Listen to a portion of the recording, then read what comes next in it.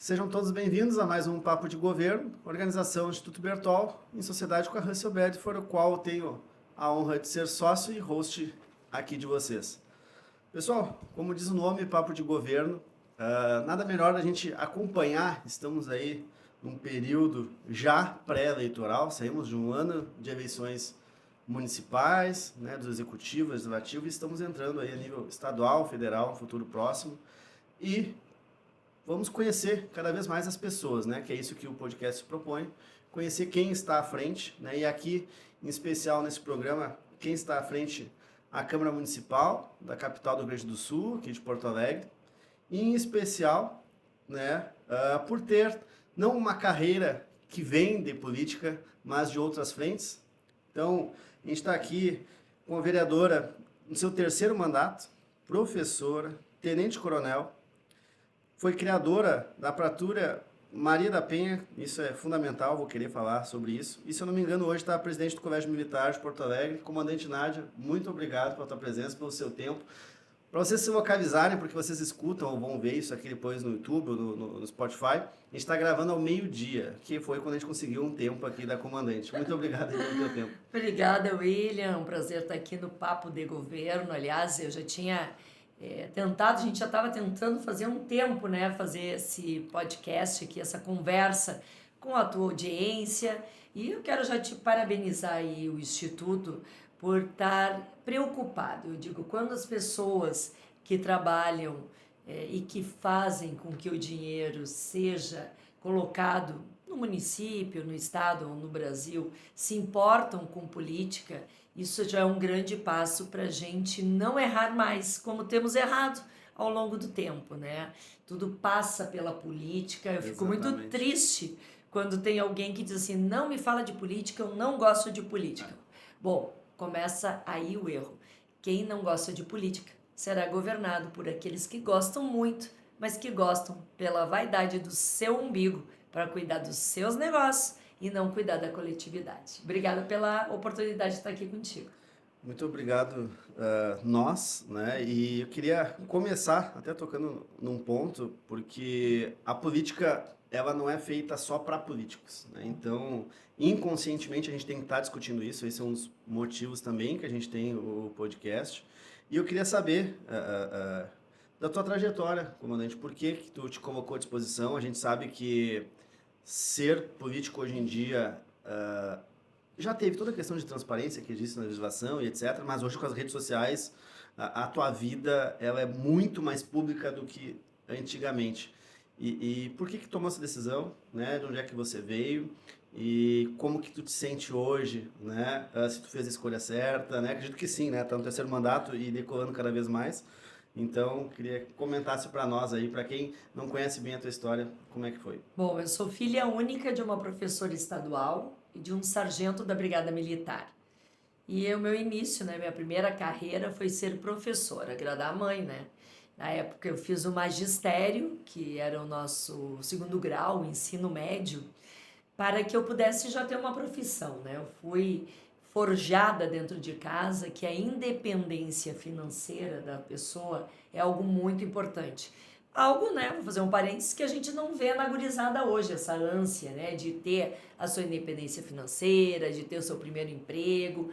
Aí que nós temos que ver a importância da família também, de estar construindo dentro de casa pessoas que tenham autonomia, independência, para não serem o que? Aquela manada que depende só da Bolsa Família e que não procura crescer enquanto pessoa. E aqui eu só faço um complemento, porque tu citou exemplos de uma sociedade de forma geral, mas tu ainda tem uma particularidade, um agravante de ser mulher no meio disso tudo, que ainda tem aquela questão, a visibilidade que tinha muito na época, a gente está diminuindo, mas ainda existe, né, que poderia ser a dependência financeira também do marido, claro, etc. Claro. Mas no teu caso, tu ainda pulou mais essa barreira buscando a independência financeira. E aí eu fui fazer o magistério, me formei professora, já fui dar aula, já fui para o meu primeiro emprego, conjuntamente ali fazendo a faculdade de letras, eu sou professora de língua portuguesa, e em 88 abriu um concurso público para a Brigada Militar, para oficiais femininos da Brigada Militar. Aí eu disse, bom, agora está na hora de agradar o pai, né? Vamos ir para a Brigada Militar. E assim o foi, né? Fiz um concurso público que haviam 15 vagas para mulheres, não me lembro quanto para homens, enfim, havia necessidade de ter nível superior, eu já estava formada e quis o destino que eu conseguisse passar. Das 15 vagas, 12 mulheres apenas conseguiram conquistar ali seu espaço, com vários exames bem complicados, físicos, médicos, psicotécnicos, provas dissertativas, prova oral. E aí, em 13 de fevereiro de 89, eu já ingressava nas fileiras da Brigada Militar. Convicta, né, de que a gente precisa conquistar espaços diferenciados. Não por ser homem ou por ser mulher, mas por ter um foco, né, por ter uma missão, por ter conhecimento, por qualificação. E ali foi o meu início na Brigada Militar. Me tornei a primeira mulher a comandar um batalhão de polícia militar aqui no nosso estado, que foi uma honra para mim, né? Um orgulho de ser a primeira. Sempre desbravar novos caminhos é algo que nos impacta bastante, mas também traz responsabilidades, né? Sim. Responsabilidade de fazer o melhor. Imagina se a primeira mulher a comandar um batalhão não desse certo, coitada das outras gurias que tentassem vir. Não dá, mulher no comando não dá certo, mas por conta da nossa experiência aí deu muito certo. Eu fui comandar um batalhão no Vale do Taquari, comandava 11 municípios, então imagina, né, William? 11 prefeitura, 11 câmara de vereadores, 11 judiciário, Ministério Público, 11 comunidades com necessidades diferenciadas, com origens também ali no Vale do Taquari. Eu comandei 11 municípios, mas tinha origem portuguesa, alemã, italiana, o pelo duro, né, que a gente sabe, brasileiro mesmo, inclusive em algumas cidades ali com dialetos, né, muito típicos ali, que felizmente eu tinha ali uma turma que sabia, da Brigada Militar, sabia se comunicar, porque não é fácil, né, muitas famílias ainda falando alemão ou algum dialeto italiano, então também essa é uma parte também difícil, né, pra gente construir. Que aí te forja também uma característica que é conseguir transitar, né, entre pessoas com pensamentos diferentes, etc., e contribuir para a sociedade naquele formato. Com certeza. E esses 5 anos que eu fiquei comandando ali o batalhão, o 40 BPM, foi um momento muito legal, porque a farda acabou me legitimando para trabalhar pontos que eu entendia necessários, que dentre eles a questão da violência intrafamiliar. E essa violência intrafamiliar, é bom a gente dizer, ela é uma gestação para outros tipos de crimes, para outros tipos de delitos. Por quê? Porque tudo o que acontece dentro do seio familiar e que sai do acordo de uma vivência normal, uma pacificação, ela tende a respingar aonde? Na sociedade, né? Porque o agressor, o réu, né, agressor mesmo, que não respeita sua esposa, sua companheira, ele também não o faz em relação aos filhos, sejam crianças, sejam adolescentes. E isso acaba indo para a rua, né? Aquele adolescente que vivencia e que mal aprende a violência dentro de casa, ele tende a repetir isso na rua. Ele tem, na busca do entorpecente, do tráfico de drogas, também uma fuga para aquilo que ele vivencia. A criança, por sua vez, né, eu digo muitas vezes, a gente fala, a criança que comete bullying, o aluno que está ali, ele também mal aprendeu dentro de casa, né? Pequenos furtos que vão numa crescente, né, de delitos até virar um crime de maior potencial, até vir, né, a tirar vidas. Então, quando a gente não trata uma família que está ali com um problema de violência e intrafamiliar, eu sempre chamo, não é só uma violência contra a mulher, mas é de todo esse grupo familiar, nós temos um trabalho a mais na brigada, porque a gente vai buscar outros tipos de delito ou crimes que adviram daquela família desestruturada. E ali, com a legitimidade da farda, com o comando de um batalhão, eu consegui instituir ali uma operação que eu chamava de família em paz. Aquela família em que todos se respeitam, independente de sexo, de idade, mas que se tem uma convivência harmoniosa e que se busque ali independência, educação, enfim, tudo aquilo que é direito de um ser humano. E a Operação Família em Paz deu muito certo porque a gente acabou descortinando muitos tipos de abusos infantis, de violência física contra a criança, de estupro de vulnerável e criou ali uma proteção tão grande que eu fui convidada a discutir essa questão em Porto Alegre num seminário internacional que aconteceu sobre segurança pública. Quando eu apresentei a Operação Família em Paz, que eu já colocava nos meus 11 municípios, o comandante-geral da brigada me chamou e disse: eu quero que essa Operação Família em Paz seja instituída em Porto Alegre e em outros municípios, e eu quero que tu coordene. Eu li para o comandante e disse: olha só, no interior a Operação Família em Paz dá certo, mas na capital e talvez em outros grandes centros não seja bem esse o nome. Teríamos que ter uma patrulha lilás, uma patrulha da Penha, uma patrulha que eu criei, a Patrulha Maria da Penha, que era muito mais ativa do que uma operação, né, que tinha pontos e que às vezes acontecia, às vezes não, conforme a necessidade. A patrulha nasceu dali, da Operação Família em Paz, e eu tive... Que veio do interior. Que veio do interior, olha como o interior tem coisas boas, né? Aí eu fui transferida para a capital, né, de todos os gaúchos, também comandando um batalhão.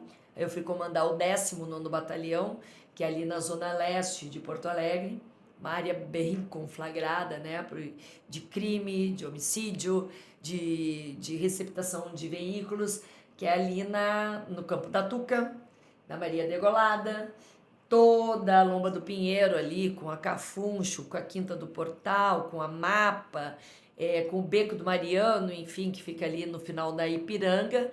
E ali também, né, nós tivemos um confronto bem grande com milícias organizadas, com organizações do tráfico. Ali no 19 BPM, né, eu acabei perdendo 2 soldados em operações distintas, porque era puxado o negócio ali mesmo, né?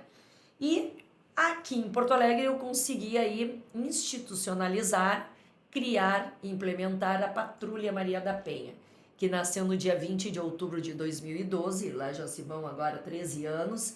Depois de Porto Alegre, instituí em Canoas, Bento, Caxias, e hoje ela está espalhada em mais de 184 municípios no nosso Rio Grande do Sul. Veio fazer diferença. Eu fui homenageada em Washington pelo Banco Interamericano de Desenvolvimento por conta dessa ferramenta que vai além do atendimento de uma ocorrência, ela vai no acompanhamento da vítima para que ela não venha a ser morta. E o que acontecia antes da Patrulha Maria da Penha, que é bom a gente explicar, as pessoas não entendem muito, né? Comparativo. A mulher registrava uma ocorrência, né, chamava a brigada, apanhava em casa, chamava a brigada militar, por ser um crime de potencial alto, né, de alto potencial ofensivo, ou seja, vai contra a vida dela. A brigada levava para a delegacia, registrava e ali ficava. Essa mulher não pedia medida protetiva de urgência, que é o grande quê da questão. Essa mulher ia para casa, né? Esse agressor, seguia vulnerável, por óbvio, não ficava nem um pouquinho feliz, aumentava o potencial da violência e ela acabava perdendo a vida. Bueno, diante disso, imagina as outras mulheres que não denunciavam. Gente, a Maria denunciou e morreu. Ninguém fez nada. Ela queria um resultado, ou seja, o Estado todo, sabendo da Maria que registrou uma ocorrência, não fez nada. E dito isso, eu comecei a ver que tinha uma lacuna entre o registro da mulher, o deferimento da medida protetiva, que o juiz diz assim: ó, João, te afasta dela, porque tu bateu nela agora, nós não queremos tu perto. Mas o fiel cumprimento por parte do João. Quem é que cuidava disso? Ninguém. Não tinha fiscalização. E a patrulha entra fazendo essa fiscalização, completando essa lacuna que tinha e dizendo para a mulher: olha só, o Estado aqui, através dos homens e mulheres fardadas, está te dando a proteção devida a partir do teu registro e do teu pedido da medida protetiva. E dá o recado para o João, bem claro: tu não te aproxima dela, porque se te aproximar, tu vai ser preso. Ou seja, deu uma garantia para as mulheres de eu posso denunciar, eu posso dormir tranquila que eu e os meus filhos estaremos bem tranquilos. E principalmente, eu nunca tinha pensado nisso, tá? Não sei que quem está escutando ou visualizando já tinha pensado, mas nessa prevenção, né, que tem nessa questão da gestação da violência que parte de dentro de casa. Porque faz total sentido. Porque tu acaba visualizando alguma situação, tu acha que aquilo pode ser normal, e na rua a sociedade acaba, né, tendo mais pessoas que podem cometer, né, atos contra outras pessoas, enfim. Então essa questão da prevenção, tu vê, seja a patrulha, seja a atividade que tu fazia no interior, né, o quanto que aquilo reflete para a sociedade, não só para aquela família que hoje para nós, convenhamos, né, é uma preocupação imensa, a gente vê os casos aí, infelizmente, as pessoas parece que pós-pandemia, não sei, deve ter um estudo. Eu não sei, tu tem filhas? Tem. Filhas mulheres? Tenho uma filha de 4 anos. Então, tu tem uma filha mulher, eu vou aproveitar aqui o teu exemplo. Assim como tem outros homens nos escutando. Os homens também fazem parte dessa luta contra a violência intrafamiliar. Imagina a tua filha ou uma sobrinha, ou uma irmã, a tua mãe sofrendo algum tipo de violência. Imagina a tua filha que tu trata com tanto carinho, tu gasta a tua vida ali, tu daria a tua vida pela tua filha, eu tenho certeza disso. Daqui a pouco, namora, casa e o príncipe vira um dragão, vira um diabo ali na hora. E simplesmente começa a bater na tua filha, começa a tratá-la com submissão. Gente, isso é um crime hediondo que deveria ter ficado lá nos séculos passado, medieval, que a gente não pode mais aceitar. Né? Então, assim, é uma luta, isso que eu digo não é só das mulheres, são dos homens de bem, porque a gente não tem mais, que no século XXI está nos preocupando com violência doméstica. Uma violência que gasta hoje 2,4% do PIB brasileiro é gasto em violência doméstica. São milhões e milhões de reais que poderiam estar sendo colocados em educação, em saneamento básico, na segurança, na saúde, mas ainda a gente está gastando com algo que deveria ter ficado no passado. Com médico, com polícia, com defensor público, com Ministério Público, com juiz, com tantas outras coisas. Daí eu até incluiria uma outra forma de prevenção também, que daí me responsabilizo como pai, né, que é muito... e aí vem o teu exemplo, né, eu iria comentar isso em algum momento, mas mulheres empoderadas, mulheres que fazem a diferença para a sociedade, é uma prevenção, porque elas se espelham, a gente busca dar educação para os nossos filhos e dá o exemplo, olha lá fulano onde é que ela chegou, antes não tinha, ou tinha muito menos, né? Vamos ser honestos, tinha muito menos que tem hoje. Então, se a gente cria pessoas empoderadas, independente se é homem ou se é mulher, né? Diferente do que a gente está vendo um pouco hoje da sociedade dos jovens, né? Que não querem nada com nada, a chance de tu ter alguém que vai fazer com que você dependa financeiramente, psicologicamente, é muito grande. E aí isso acaba ocorrendo em aumentar essa possibilidade que você comentou, né? De ter incidentes em casa e etc. Então, se tu cria pessoas independentes, com estudo, né, com profissão, que tu deixa no caminho, tu minimiza muito, né, a prevenção. E por isso que eu sou muito grato. A Inortis esteve aqui também e vou reforçar para ti, comandante, que mulheres como vocês fazem isso, fazem a diferença para nós, pais, inclusive, para a gente poder ajudar os nossos filhos e dizer, né, olha, os exemplos positivos que as mulheres têm, não só, infelizmente, como aparece o tempo todo na mídia, casos de feminicídio, né, de situações de mulheres que, infelizmente, né, aconteceram milhares e milhares de incidentes e as pessoas ficam com medo de conviver em sociedade, né, ou de se relacionar. Mas a gente vendo exemplos positivos, a gente confronta isso, educa e minimiza a situação. Então, acho que tem várias situações e por isso que eu sou muito grato às mulheres, né, não só na política, mas as empresárias, né, enfim, na polícia, então nem se fala, né, que também é muito difícil de encontrar e eu vejo que tu entrou nesses dois nichos. Sim. E aí, seguindo na brigada, como, né? E aí agora a gente quer saber o ponto de conexão, né? Como que, apesar de uma carreira com êxito, né? Tu está mostrando aqui desde 88, teve êxito no interior, foi chamado para Porto Alegre, foi dar exemplo a nível internacional, mas ainda assim, hoje, né? Se coloca à disposição. Como foi essa conexão da vida de sucesso profissional para ir para a política? Então, né, eu sempre fui muito politizada, nunca fui daquelas que na hora da eleição pega um papelzinho no chão para votar, né? Eu sempre estudei em quem eu ia votar. Mas em 2016 eu comandava o 19 BPM, meu marido também é da Brigada Militar, ele estava aqui no comando do 1º Batalhão, ou seja, Zona Sul e Leste. E o nosso filho, o Matheus, então tinha 16 anos, 17, estava no centro da cidade às 10 horas da manhã e ele foi assaltado com uma arma de fogo na cabeça, levaram o celular e o tênis dele. Graças a Deus, né? E já teve casos de ter acontecido, a mãe, aquela na frente do Dom Bosco, o meliante ali, o criminoso, pela não ter prática com uma arma, pelo nervosismo, pelo uso de psicoativos, acabou puxando o gatilho, que não é muito raro disso acontecer, muitas vezes isso acontece. Então eu dei graças a Deus que naquele momento só foi o celular e o tênis, porque poderia ter tirado a vida do meu filho, como tirou a vida de vários outros jovens e dessa mãe que eu me lembrei agora. E ali eu me dei conta que não adiantava só eu estar armada, com colete, combatendo o crime na Zona Leste, o meu marido combatendo o crime na Zona Sul, se na zona do centro, aqui no centro histórico, ou talvez no extremo sul, ou na Zona Norte, poderiam estar acontecendo outros tipos de crimes em que jovens, famílias, pessoas de bem, homens, mulheres, poderiam estar perdendo sua vida. Porque não era apenas ali que tinha que ser a mudança, mas tu muda através da política. E como isso? Tu muda a legislação, tu faz uma rigidez maior para o criminoso, e é um canetaço político que muda a tua vida, do teu CPF, do teu CNPJ, da tua rua, do teu ambiente e de tudo que tu vive. E eu fui convidada, num dia anterior, a concorrer à vereadora de Porto Alegre. Capaz, imagina, nunca imaginei isso. Tô aqui estável. Eu tô bem, tô numa ascensão grande, podendo ser a comandante-geral da brigada, a primeira mulher no estado do Rio Grande do Sul. Se não. Mas aquele momento ali do Matheus sendo assaltado, eu me dei conta que tinha que ter uma mudança. E a mudança, por melhor que seja a Brigada Militar, por melhor que seja a Polícia Civil, por melhor que sejam nossos empresários, por melhor que seja as pessoas que pensam no bem, é só na política que a gente muda.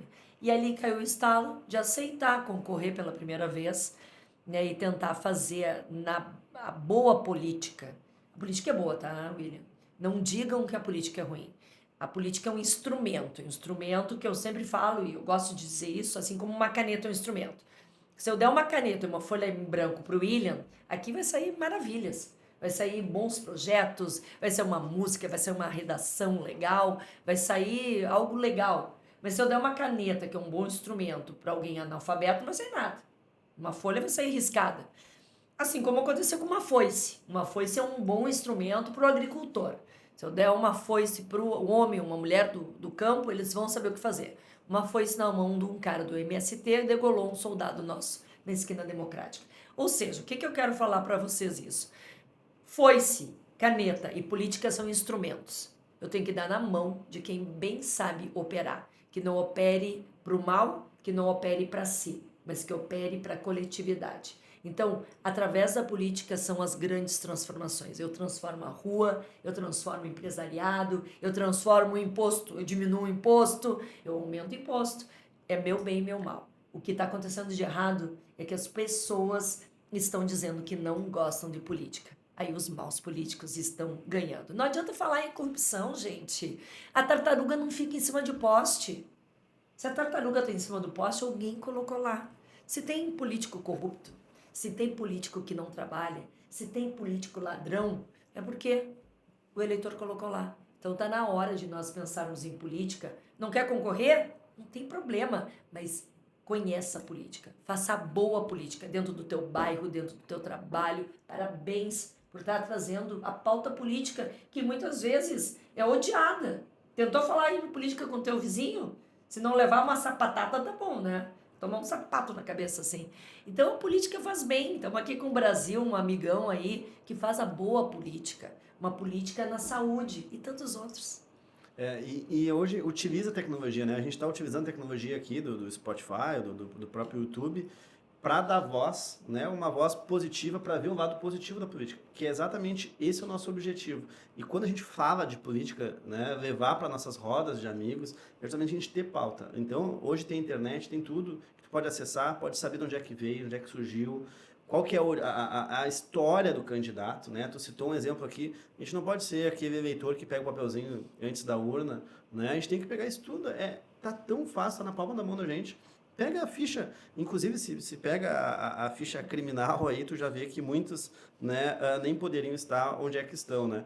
Mas utiliza tem algum bom gosto por política, né? E concordo contigo, não precisa estar na política, não precisa ser vereador, não precisa ser prefeito, não precisa ser deputado, não precisa ser parente de político para falar sobre isso, porque não vai ser o teu stories, não vai ser a tua publicação no LinkedIn, na rede social, reclamando de fulano ou de beltrano, ou da própria política de forma como um gênero, que vai fazer a diferença, mas sim o teu votinho lá na urna, conhecendo, tendo propriedade de quem que tu está votando. E é isso que a gente quer, né? O podcast aqui não é para falar de partido A ou partido B, tanto que até o momento a gente nem abordou isso, a gente não aborda isso, mas a gente busca falar, pessoal, vai lá atrás da informação, do conhecimento, e se sentir encorajado, se você tiver uma roda de amigos que confia no teu potencial, né, tu é líder de turma, etc., vem, quem sabe também te coloca à disposição. A política necessita pessoas de bem. A política necessita mais do que isso. Precisa de pessoas que não precisam da política para viver.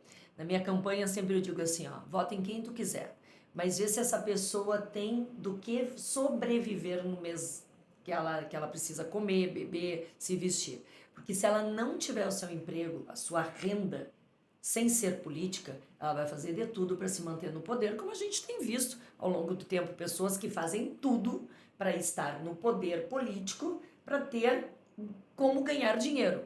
Política não é profissão, é dedicação. Não é para ganhar dinheiro. Não é para ganhar dinheiro, não é para enricar, gente. Política é para dar o seu conhecimento, a sua qualificação para aquilo que tu sabe que consegue mudar. E foi por isso que eu entrei na política, eu vou ver de que negócio é feito isso. E eu vou te dizer, era uma graça, assim, porque as pessoas do partido me diziam assim, qual é o teu curral eleitoral? Gente, eu dizia assim, o que é isso? Nossa, é para beber, para passar no cabelo, curral eleitoral. O que é isso? Sabe como é que eu fiz campanha? A minha família, um grupo de amigos, com 3 S. Sola de sapato, porque a gente caminhou muito. Suor, porque a gente cansou. E saliva. Falamos muito com as pessoas. Primeiro a gente tinha que convencer as pessoas, não deixem de votar, votem. E depois eu tinha que convencer a votar em mim. Foi assim. E agora vamos para um exemplo prático, né? Comandante Nádia, presidente da Câmara de Vereadores Municipais de Porto Alegre. A consequência daquele voto que não é estudado pode trazer problemas, né? E eu acredito que isso reflete muito na nossa Câmara Municipal aqui, que, com todo respeito, tem vezes que dá repulsa de assistir, né? Como que está sendo para ti hoje presidir, né? Você tem experiência, bagagem, comentou, né? Muito jovem ainda, entre 11 municípios lá, tinha que entender, né? Até mesmo idioma, enfim, dialetos locais, e mesmo assim tu conseguiu transitar e performou, veio para a capital, etc.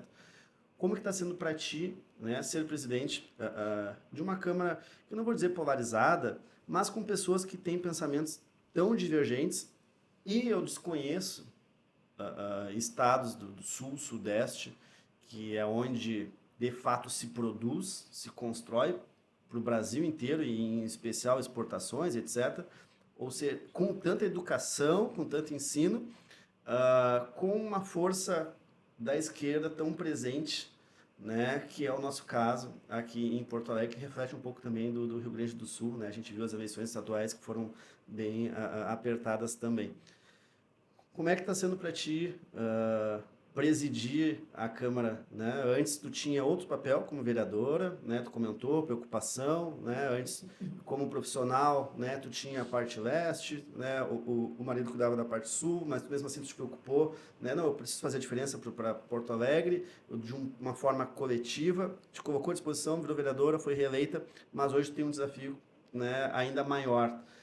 Como é que é lidar, né? Como é que é fazer com que os ideais da prefeitura, né, consigam avançar, os projetos consigam avançar e que a sociedade, apesar de que suas escolhas, às vezes, de forma impensável, que eu espero que eleição após eleição a gente minimize isso, não impacte tanto, né, na Câmara, que é aqui a consequência que eu acredito que vai trazer para nós hoje. Como é que é? Ontem teve sessão. Como é que tá sendo as sessões, né, aí nesse ano de 2025? Bom, eu acho que a caserna, né, a disciplina, a hierarquia, me deu aí qualidades boas de poder gerenciar um grupo tão heterogêneo, né, de ideias, de origem, de ideologias. Então, eu combinei, né, com o pessoal. Aliás, até avisei, olha, tudo que é combinado antes, depois não dói, né? Que está no regimento, que está na legislação, que está nas decisões de mesa, devem ser cumpridos. E isso é para A, B, C, não interessa. Sempre quando nós seguimos a legislação, fica mais fácil, né? Eu dou exemplo aqui. Cada vereador tem 5 minutos de tribuna. E uma das coisas que me incomodava muito é que 5 minutos geralmente virava 6, 7, 8, porque o presidente ficava se desgastando para concluir. E o vereador que estava na tribuna... Nem bola. Nem bola, né? E eu combinei antes, olha, quando fechar 4 minutos, apesar de ter um cronômetro e o vereador estar cuidando do seu tempo, eu vou fazer uma gentileza, aos 4 minutos eu vou avisar 1 minuto e aos 5 minutos eu vou agradecer. E depois eu vou fechar o microfone. Não pode fazer isso. Posso, porque isso aqui é o regramento, são 5 minutos, é 5 minutos. Dá para deixar 5:15? Ok, chegamos a um denominador comum. Nas primeiras vezes que eu fechei o microfone, houve né, geralmente da turma que não gosta de seguir regras, houve um gritedo, isso, aquilo. Eu vou dizer que hoje está tudo tranquilo, porque entraram nos eixos, ou seja, todo mundo está cumprindo o que diz a legislação, que é igual para todo mundo, 5 minutos para todos. Por quê? Porque eu tive que ter um desgaste de 5 minutos, 5:15 fechou, não parou, eu vou fechar o microfone. Mas tu tem que ter o quê? Tu tem que ter decisão, tu não pode ficar em cima do muro, e agora vou fechar ou não. Tu tem que seguir aquilo que tu disse. Então, às vezes, o comportamento de quem dirige, seja uma câmara, seja um departamento, seja uma empresa, ela tem que ser muito bem clara, para que todos entendam, mas não pode ali no momento ficar na dúvida do que fazer. Então hoje eu vou te dizer, nessa questão tá muito tranquilo, assim como o presidenta, né? Tinha uma turma me chamando de presidenta, aí eu disse, olha só gente, vamos lá, vocês querem que eu os respeitem? Eu quero também que o respeito aconteça. Primeiro porque eu sou professora de língua portuguesa, o presidenta me dói no ouvido, né? O bom dia a todos também, uma coisa absurda, né? Uma ignorância gramatical, mas vocês me chamem de presidente, que é assim que eu vou ser chamada, que eu vou respeitá-los. E aí, nos primeiros, né, tentavam presidente, eu nem escutava, né? Vou escutar quando me chamam de presidente, porque eu sou presidente, não presidenta. Então agora tá muito tranquilo. Por quê? Porque entenderam que o respeito é mútuo, que a respeitabilidade, a liberdade, os limites são mão de duas vias. Para mim te respeitar, tu tem que me respeitar também. Então é isso. E o conteúdo, assim, hoje, né, a gente falou, citou o Brasil aqui, Secretaria, né, da Saúde, tantas complicações que a gente tem, né, desafios para enfrentar, pasta das escolas, né, da educação, também muitos desafios, mobilidade nem se fala, proteção, né, agora a grande pauta que a gente tem, né, questão das cheias que teve, para que não se volte a repetir. Como é que é o conteúdo de discussão, assim, para ti, né, que tem projetos, porque os projetos de fato são preparados, sim, e a gente sabe que muitas vezes muito bem preparados pelos assessores técnicos também, afinal o vereador, né, não é o olho que tudo vê, ele, sim, precisa de apoio técnico, por isso que existe as pessoas que dão suporte. Como é que são as discussões, esses 5 minutos, eles são aproveitados Não, infelizmente, né, Porto Alegre é pródiga em votar em pessoas da esquerda que trabalham por cartilha, é ideologia. São aqueles que são contra os empresários, são aqueles que querem que o Zafari feche, são aqueles que são contra o capitalismo, mas usam tênis, né, da Veja, da Vans, né, aí é engraçado. A teoria é uma, a prática é outra. As discussões, Porto Alegre tem pressa na educação, tem pressa nas questões mais caras aqui para nós, como saúde, como empreendedorismo, como oportunidade. E, infelizmente, as discussões ficam mais em tese de ideologia. Se é do governo e o governo não é meu, eu sou contra. Então, assim, não tem um embasamento de discussão de que, não, isso aqui não é bom por isso, por isso, por isso. Por exemplo, vou te dar um exemplo. Ontem nós estávamos falando sobre securitização. Mas, Nádia, isso tem a ver com Porto Alegre? Sim, nós temos famílias de agricultores aqui em Porto Alegre. São pequenas famílias em Porto Alegre, inclusive o pêssego da Vila Nova é o melhor do Brasil, né? Nós temos famílias de piscicultores nas ilhas e nós precisamos falar. Securitização vem para amenizar toda a tragédia que o agricultor teve por conta das enchentes, que o governo federal não está ajudando e que, em nível de Congresso, existe ali um projeto de lei do Heinz, do senador Heinz, de fazer a securitização, que vai levar 25 anos para que o agricultor possa se restabelecer de novo, tirar financiamento, não estar ali com o nomezinho no Serasa e poder plantar, colher para vender e botar comida na mesa de todos nós.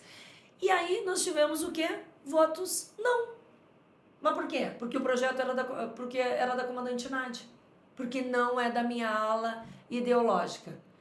Independente se os meus eleitores foram atingidos, se eles vão ser beneficiados. Não quero porque é da comandante Nádia. Não quero porque é do Melo. Não quero porque não. Entendeu? Então, assim, eu já não espero nada dos partidos de esquerda. PT, PCdoB, PSOL. Esses eu sei como é que vão votar. E aí eu vou te dizer um grande problema que nós temos. Os partidos conservadores, liberais, de direita, que é mínimo, né, e que eu tenho poucos vereadores, esses eu sei como que vão votar. O meu problema é o Centrão. O Centrão é o pior problema. E eu vou contar para vocês por quê. Porque ele fica em cima do muro. E aí, como é que eu confio em alguém que está em cima do muro que não me diz, isso aqui é água, mas que ele pode dizer que isso aqui é vinho? Esse é o problema do Brasil. Não é só o problema da Câmara, não é o problema só da Assembleia Legislativa. O Brasil tem que se dar conta que o centro importuna, porque ele vai para o lado que mais ganha. Ele vai para o lado que mais grita. E ele não vai por convicção. Né? Tem uma parábola que é bem interessante, e tu me cuida do tempo porque eu falo bastante, que é um homem que está em cima de um muro, né? E ele olha de um lado, tem um anjo chamando esse homem para o lado do anjo, né? E do outro lado ele olha, tá ali o capetinha ali, né? De braço cruzado, até de costas para o homem. E aquele homem em cima do muro fala assim, meu Deus, não tô entendendo. Que eu olho, o anjo me chama, ali o capeta nem dá bola para mim. Aí ele resolve perguntar pro capeta, escuta, eu tô aqui em cima do muro numa indecisão, para que lado eu vou, mas eu tô vendo que o teu adversário ali, o anjo, tá me chamando. Tu não vai me chamar? E aí o capeta diz assim, eu não preciso te chamar, o muro já é meu. Ou seja, não existe meio grávida, tu tem que ter decisão. Eu acho que o eleitor deve exigir do seu candidato para que lado ele vai. E isso é polarização boa. Não tem essa rivalidade. Aliás, sempre existiu. Agora querem dizer que não, chega de polarização, isso não é bom para ninguém. Gente, isso é bom. Eu quero saber que o meu candidato diz que isso é água, porque eu digo que isso é água. Eu quero saber para que lado eu vou. Então, eu acho que cada vez mais a gente tem que parar com esse negócio de que, não, polarização não. Gente, de que forma pensa a esquerda sobre a educação? De que forma pensa a direita sobre a educação? Em cima do muro ninguém mais pode ficar. A comandante Nádia, eu não vou titubear em nada nas minhas decisões. Aliás, os meus eleitores sabem bem o lado que eu vou. Bandido é bandido, mocinha é mocinha. E, presidente, aproveitando a questão do seu pensamento, até que a gente está caminhando para o final já, referente às PPPs e às concessões, né? A gente vê aí, tá para surgir leilão, se não me engano, que envolve a questão das escolas municipais, acho que estadual também, mas municipais. Demais, se não me engano, também está caminhando para uma PPP ou uma concessão, né? Como que você vê esse remédio, essa alternativa para os municípios, em especial aqui para Porto Alegre? Tu acredita que tem viabilidade? É uma das opções? Como que passa para ti? Totalmente a favor de concessão, de PPP. Por quê? Porque os governos municipais, estadual e federal não têm perna, não conseguem abraçar tantas pautas que precisam. E o privado é expert. Tem várias empresas, instituições que têm expertise em pautas que não precisam estar com o município ou com o estado, mas que vão ser melhor atendidas com uma PPP, com uma concessão. E por que isso, gente? O privado tem muito mais agilidade, tem muito mais eficiência, é muito mais ágil nas decisões. O público é um paquiderme se movimentando.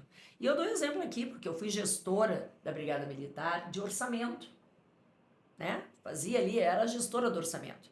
Uma viatura minha que parasse por falta de bateria, a bateria estragou. Como teu carro pode estragar a bateria? A compra dessa bateria para viatura, que é um bem público do Estado, ela levava de 6 a 1 ano, porque eu tinha que fazer uma licitação, porque eu tinha que pegar o melhor preço, que nem sempre é o melhor produto, e porque quem vendia não sabia quando iria receber. Agora, no meu caso, vou pegar o meu carro, estragou a bateria. Eu vou ali na loja e vejo quanto custa a melhor bateria. Eu vou no concorrente ali dessa loja, eu vou ver quanto que ele me cobra. Eu vou fazer um levantamento de preço e eu vou definir qual é a melhor bateria, custo-benefício para mim. Em 1, 2 dias eu comprei essa bateria. Ou seja, o privado é mais ágil e o público é amarrado e não tem como desamarrar. A gente tem legislações que trancam o poder público para fazer algo tão rápido. Por isso que a concessão é melhor. Por isso que a PPP dá mais agilidade. E tem gente que faz uma narrativa torta, e essa gente tem nome, é PT, PSOL, PCdoB, que faz a narrativa de que não, é o privado querendo dominar, são as construtoras que querem estar ali, não, esse vai aumentar a luz, vai aumentar a conta da água. Gente, chega! Quem está lá na ponta quer o serviço. Não importa se o serviço vem do público ou do privado. Ele quer o melhor serviço entregue, com melhor agilidade, com preço que caiba dentro do bolso. Ponto. E aqui até para elucidar melhor o exemplo e quebrar, né, essa narrativa, vamos pegar o exemplo da Corsã aqui. Após, eu não me recordo se é 25, 30 anos o contrato, tá, da concessão. Todas as melhorias que vão ser feitas pela Corsã, que agora é privatizada, né, Corsã e EGEA, vão ser devolvidas para o município no final do contrato. Então, assim, uma PPP, uma concessão, ela tem um prazo determinado. O bem e tem que cumprir aquilo que está no regulamento. Não cumpriu, perde. O bem segue sendo do seu município, do seu estado, depende de quem é o órgão, entendeu? Então, assim, todo aquele período ele pode explorar aquilo, mas as melhorias feitas ficam para o poder concedente. E aí entra um ponto, né, que tu acabou de citar também, que inclusive nós da Russell contribuímos muito, que é na fiscalização, né? Porque um contrato, a gente está falando de um contrato que ele não é mais de governo, um contrato que é de Estado, afinal ele é no mínimo de 5 anos, então ele tem que ser fiscalizado, tem que ser acompanhado, e aí precisa do papel do verificador independente, porque não tem também braço pro poder concedente, aí vamos falar aqui dos municípios novamente, para poder acompanhar tecnicamente um engenheiro, um economista, um contador, um advogado, né, em todos os seus projetos. E outra, antes se falava em PPP e concessão, que era uma questão ideológica, era muito raro, meu Deus, fazer era agora... feio até, meu Deus. Agora estamos superando um pouco mais isso, e não aumentou a demanda de PPI e concessão, ou seja, mais dificuldade ainda para poder fiscalizar e acompanhar. Então, tá aí a importância. Sugiro, né, para vocês, modeladores, estruturadores de PPI e concessão, incluam um verificador independente para facilitar o trabalho do poder concedente, bem como também da concessionária. Tá bem? Comandante, muito obrigado, né? Aqui escutamos uma história de vida de uma professora, né? De uma comandante de sucesso, né? De case nacional e internacional, de uma mãe, né?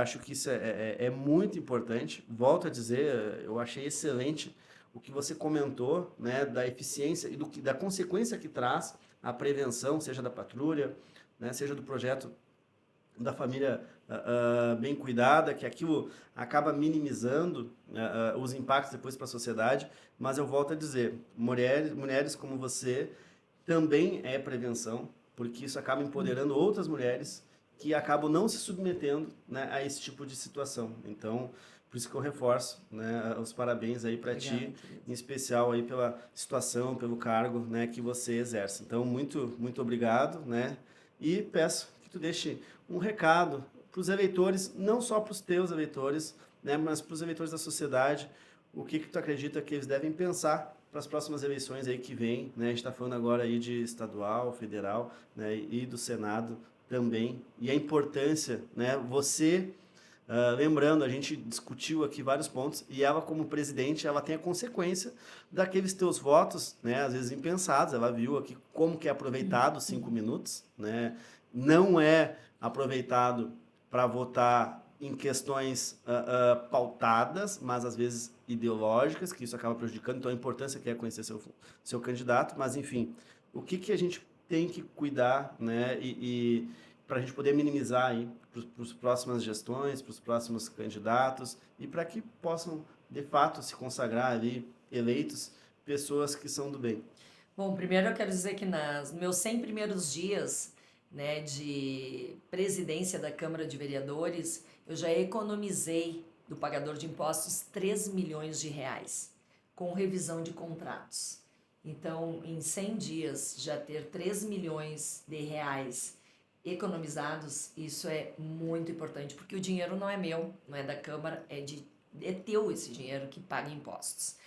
Dizer depois que, para mim, política é um projeto coletivo, não é um projeto pessoal. Meu projeto pessoal foi ser brigadiana, cumprir todo o meu tempo, formar uma família linda, ter 3 filhos maravilhosos, né, ter minha casa, minha arma, meu carro. Na verdade, estou no nirvana, tá? Estou lá em cima, já completo. Meu projeto pessoal tá ok.